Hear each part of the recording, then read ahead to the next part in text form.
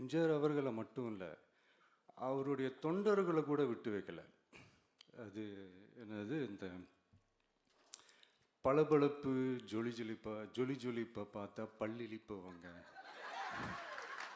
இப்படியெல்லாம் கிண்டலும் கேலியுமா, இதையெல்லாம் மக்கள் ஒரு மாதிரி சைலண்ட்டாக வாட்ச் பண்ணிக்கிட்டு என்ன பண்ணாங்கன்றது உங்களுக்கே நல்லா தெரியும்.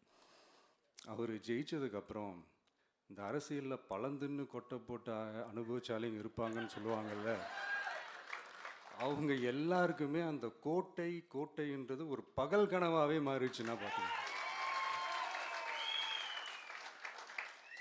77 மாதிரியே இப்போவும் அந்த பழைய தேஞ்சி போன, துருபிடிச்சி போன, நஞ்சு போன அதே அந்த பழைய வெப்பனையும் இப்போவும் கையில் எடுக்கிறாங்க. அதனால் மை டியர் ஜென்டில்மேன், டெக்னாலஜிலாம் வளர்ந்து வேற எங்கேயோ போயிட்டுருக்கு.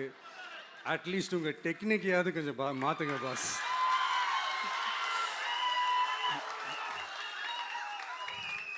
ஸோ இப்படி அவங்க பண்ணுற தப்பெல்லாம் நம்ம எடுத்து சொன்னால், அவங்க பண்ணுற அட்ராசிட்டியை பற்றி நம்ம எடுத்து சொன்னால், அவங்க பண்ணுற அந்த ஊழலை பற்றி தான் நம்ம எடுத்து சொன்னோம். முக்கியமாக நாம் அதை எடுத்து சொன்னால் 50 வருஷத்துக்கு முன்னாடி இருக்கிற அதே தகர டப்பாவை எடுத்து உருட்ட ஆரம்பிச்சிருவாங்க.